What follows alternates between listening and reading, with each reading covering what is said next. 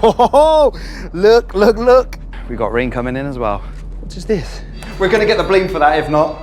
I cannot believe it. I almost don't want this to be in the video. It's showtime now.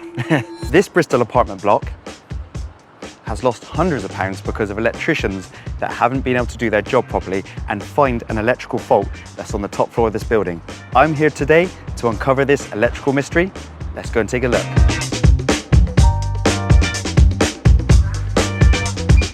So the situation is they've had other electricians come here previously, but the problem is we got ourselves an intermittent fault. It's a lighting fault that's on the top floor outside. The problem is that these other electricians are coming in and they are just seeing that the power's on, and they just flick the MCB on and then they just go, oh, lights are working, and then they leave. That's not good enough. We need to get to the very bottom of exactly what's going on with this fault. Why does it seem to be tripping out intermittently? That's exactly why we're here. First things first, let's find the consumer unit. Ooh. I think that's drains. Something to do with the sewage in that one. That was a little bit tasty there. Surprise, surprise, nothing. Nope. This is half the battle sometimes with these jobs. Nope, this is all plumbing. Aha, what is this? This looks more like my territory. There's all apartments in here, so this is all the mains coming in directly straight from this great big unit here. You got one great big 3-phase unit, which would be coming up here. That massive cable, as big as my arm, that comes into here. It splits in this main head here, and then goes off to each and every one of these apartments on this floor. So there's probably going to be one of these on every floor, if not every other floor. But yeah, it's not what we're looking for, so we'll move on. Okay, so there is only one more door left. Let's see if it's behind that one. It would typically be the last one if it was. That's normally how my life goes. Voila. It's the last one. It's the last one we could have picked. Here we go. Okay, yeah, this is showtime now. Right, sockets on roof and lights roof. There we go. Yeah, it's going to be one of these two right here. So the thing is with this fault right now, we've actually got the circuit currently switched on at the moment. So some electrician would just go, well, the circuit's on, there's not a problem. It's fine, there's nothing for me to look at here. But just because the circuit is actually on, it doesn't mean there's not an underlying issue. So that's the whole point of me being called in here as a professional coming in.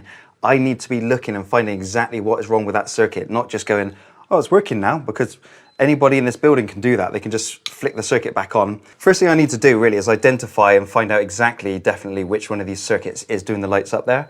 So once I've identified that, what I'm gonna do is I'm then gonna test that circuit from here. One of the awkward things about this type of fault is that if it's intermittent, which it clearly looks like it is because the breaker's on, then the problem we've got is that while this breaker's on, once I downpower it and do some testing, the fault may not even be there present at this time, which will make it very hard to find a fault which currently isn't here.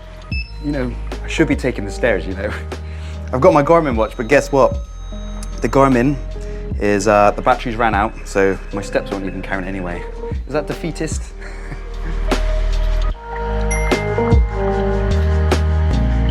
So this is the terrace area here, and so we got all these spike lights that give a lovely, they uplight all the plants and everything on the night time, creating a lovely scene up here. And that's exactly what's tripping out. So it's probably gonna be down to water ingress somewhere. What's really important from my point of view is that I need to be breaking the circuit down into separate areas and testing each area, identify which areas are good, and then concentrate on the bad area. So I'm really hoping that the fault is gonna still be here, so there's a little something for me to concentrate on. Because this circuit's already on, I need to find a way to make these lights come on, because obviously it's daylight at the moment and the lights aren't on. So clearly there's some kind of switching to make these lights come on. It's unlikely for a building like this to have somebody that's going to manually flick a switch on every evening.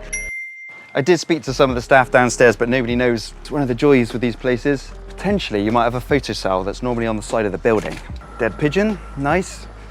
But yeah, either way, there's something making the switching happen here, so we have to find it. Because the thing is, if we don't find how that switching happened, where that switching unit is, then when I test downstairs at the consumer unit, all I'm testing is from the consumer unit up to where the sensor or timer or whatever it is. I'm just testing that bit of cable from there to there. I'm not testing what is likely to be the main problem. It's going to be from that point then, where it then comes up to all the lighting at the top here.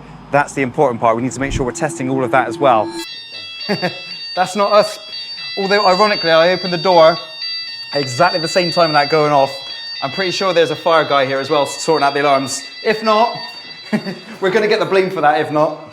Maybe we don't take the stairs. If this is a real fire situation, this is probably not a good idea using the lift right now. Maybe, yeah, let's take the stairs on this one, just to be on the safe side.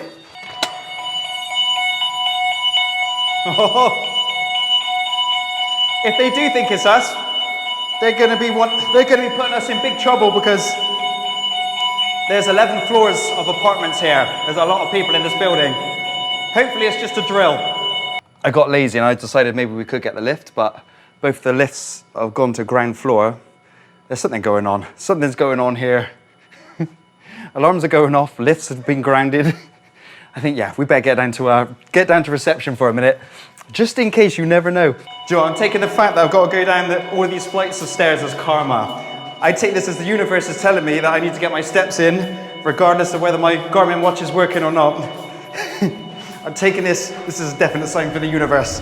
So we just found the guy who's doing the fire alarms here. It's connected from the fire alarms to the sprinkler system. So we found out that was the actual cause of it, which is, phew, one of those moments. So the lights are up here, the mains is here. There's something between here and here that's making the lights come on and off. So it's not even controlled by a sensor. Don't believe so. Ah, okay. Oh look, try the light switch. Yeah, after all of our testing, it's actually looking like potentially it might have been on a light switch after all. So let's go and have a look. The lifts are still out of action, so it's from the ground floor up 11 flights of stairs. There is a light switch on the wall. No, it can't be. I almost don't want to switch it now. I don't want to switch it. Come on then, let's go. You have got to be kidding me. You've actually, I cannot believe it. I can't believe it. Process of elimination. And the last part of the puzzle was check for a wall switch.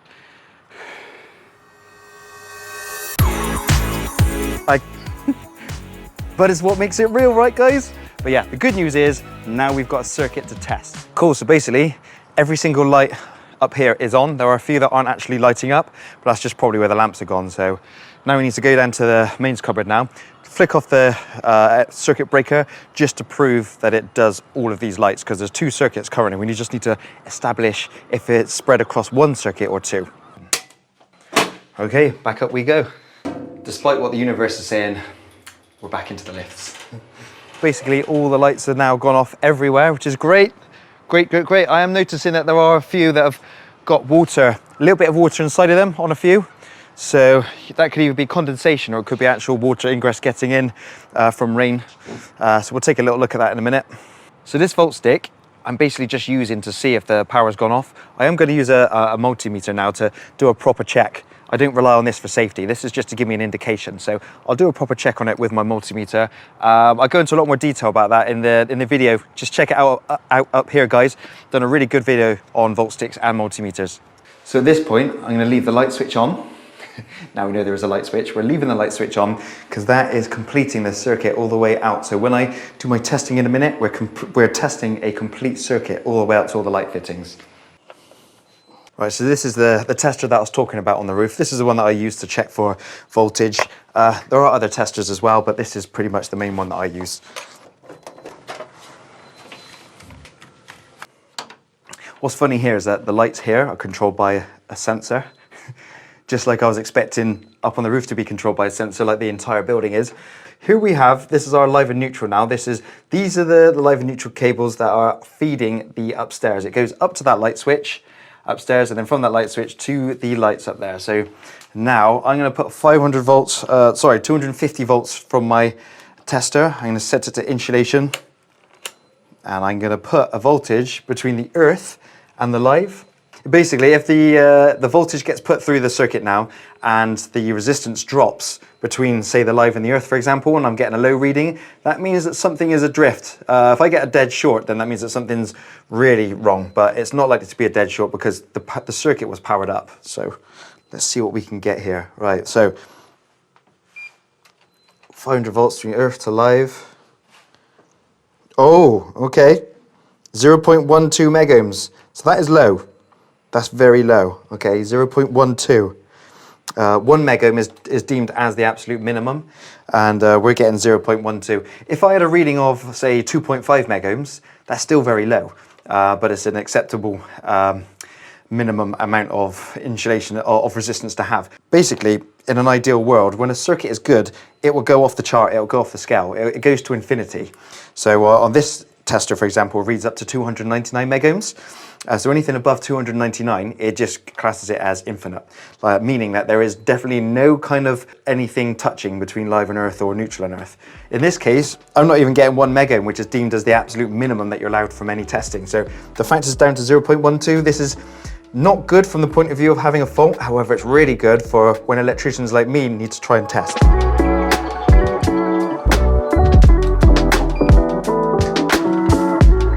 Let's go and have a look and see what's upstairs.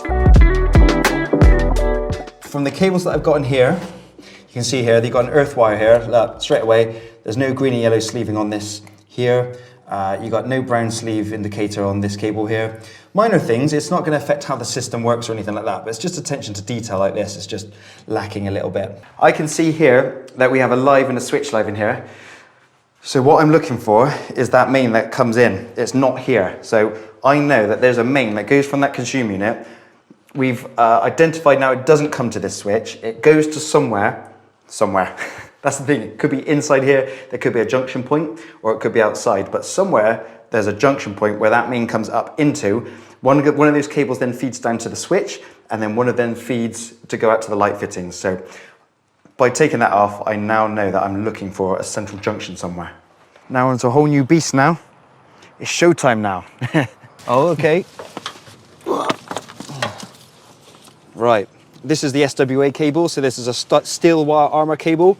This is designed to be to go outdoors. It's got an outer layer just underneath this black layer, but it's got an outer layer of metal sheathing which gets earthed. And if you ever accidentally smashed it with a spade or anything, it's going to protect the cables inside of it. And these flexes here, these are the bits that are actually the cables that are actually going to each of these lights. So we've got 2 lights here, hence the reason why we've got 2 cables there.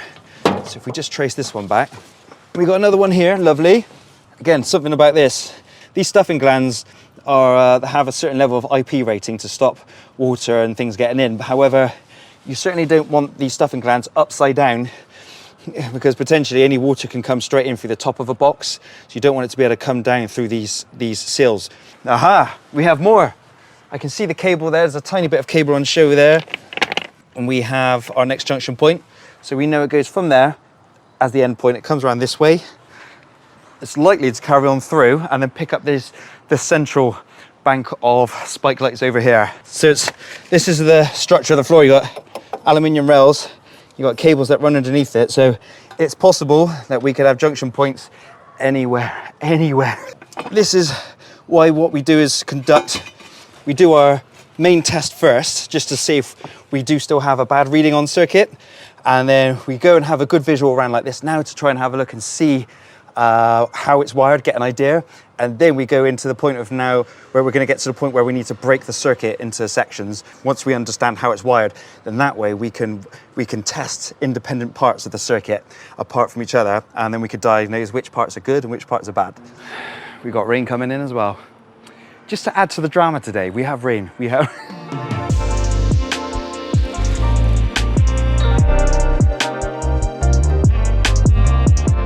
Let's make some assumptions here and assume that the central point may be around here, because it's kind of local between the switch to that section and that section there. This is kind of like the middle. So we'll lift one or two around here and see if we can see a bunch of cables going anywhere, or even the junction point. We do have a cable. We got one running across this way. What is this? Ping pong ball. Somehow we managed to find a random ping pong ball underneath. Don't know how that got down there. We've got one cable that comes from over that way. And then we've got one cable which goes over this way, which is definitely feeding the spotlight here. And the cables are going that way. What is this? Another not golf ball, another ping pong ball. We're getting a bit of a collection together here. I found another box. Wow, okay, here we go. Things are spicing up. Oh, look. This is what I'm talking about. This is exactly what I'm talking about. And, oh look, some more ping pong balls. I don't know which I'm more excited about, finding the junction point or whether finding the ping pong balls. It's back. we've now got two sets of lighting cables that come off of here that feed the lights directly. So one of them feeds that side, one of them feeds this side. And that it makes exact sense to the amount of cables we've got here. So I can break this down and I can now eliminate things properly. I can identify exactly which one of these mains cables has the bad fault on it. This is the mains coming in because it brings a live coming into this terminal, and then it sends a live on this wire, which goes straight there, which goes to that light switch inside.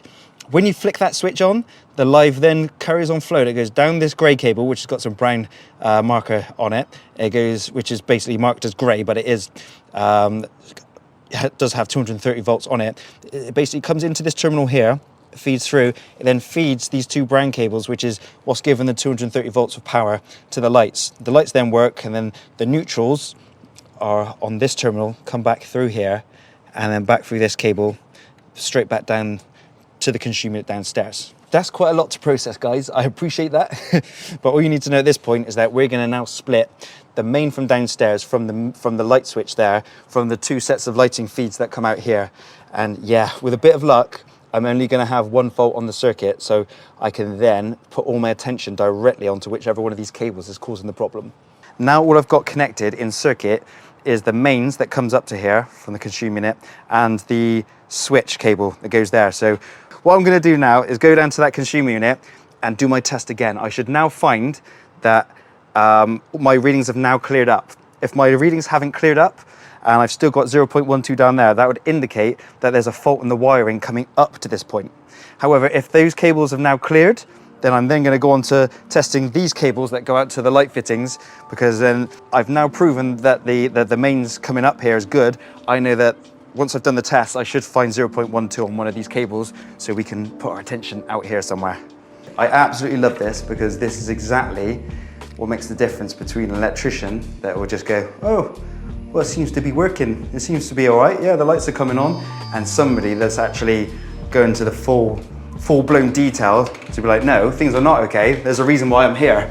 I must persevere with this situation. And that's what I love about it, because when I find where it is, I'll be so happy. I'm about to put 250 volts between the earth and the live to see what reading I get. Oh, look at that. It's saying it's above 200 megohms.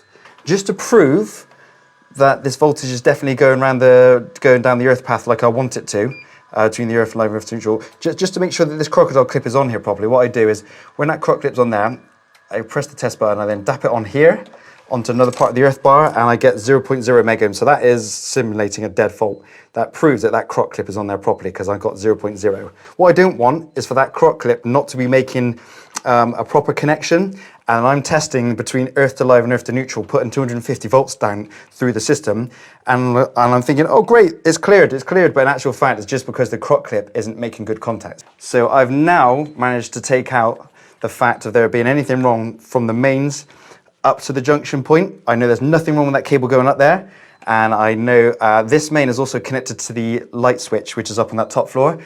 So by me doing earth to live, earth to neutral there, I've now tested not only the main going up, but I've also tested the switch wire that goes to that door position as well. So I know that the problem is between the two sets of lights that are now out there. These are the cables that I've just tested. That's the main and the switch wires there. So all my attention is now on these two sets of cables. There's no real easy way of going about this. It's just going to be a case of find every junction and disconnect lights off of it. This is the problem when it comes to outdoor things. It could be anywhere at any one of these points. Spike light, these lighting sockets, or these black units that are dotted around the place. It could be in any one of them. So what I'm going to do is, I think I'm going to find these black adaptable boxes that have got the stuffing glands and things in them, and disconnect the lights off of each one. And yeah, painstakingly do it slowly. So the cool thing now about this situation is that, because I know that's end of line at that light over there, and I managed to work out where the mains must be, and I managed to find this point here, I now know that this is the beginning of the circuit, that's the end of the circuit. I now know pretty much how many junctions there are. I've just counted 7 of them. So what I'm going to do now is I'm going to go back halfway through the circuit, and I'm going to go to that middle junction point. I'll then split it there, and let's just see. It'll be interesting to see if I then get a bad half and good half. Something that always comes to mind whenever I'm taking all these junctions apart is, the more you take apart, the more you've got to put back together later.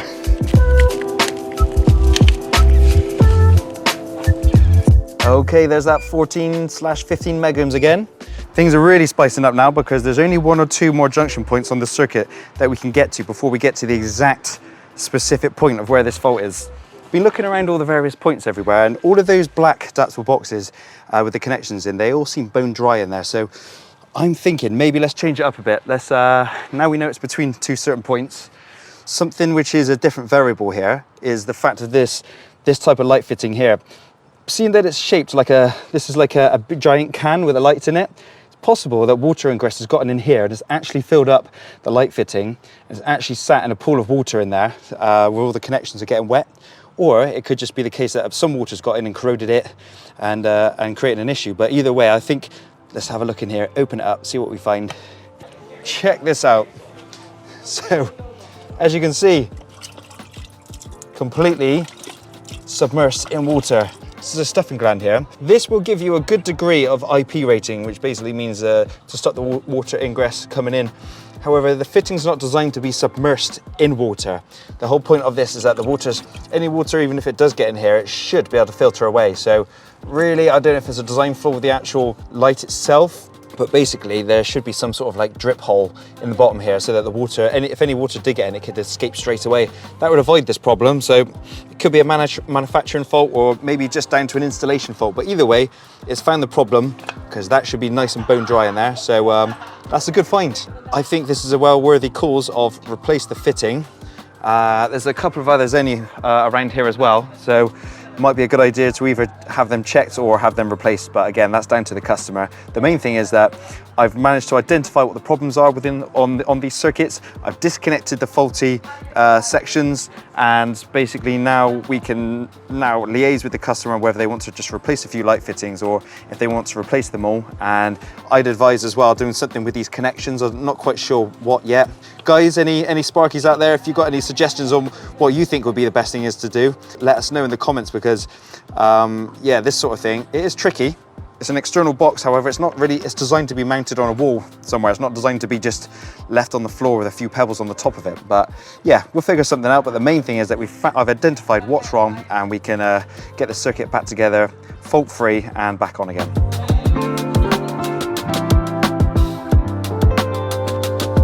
So thanks so much for watching this video, guys. If you want to see our last video, check it out up here, and I'll see you guys on the next one.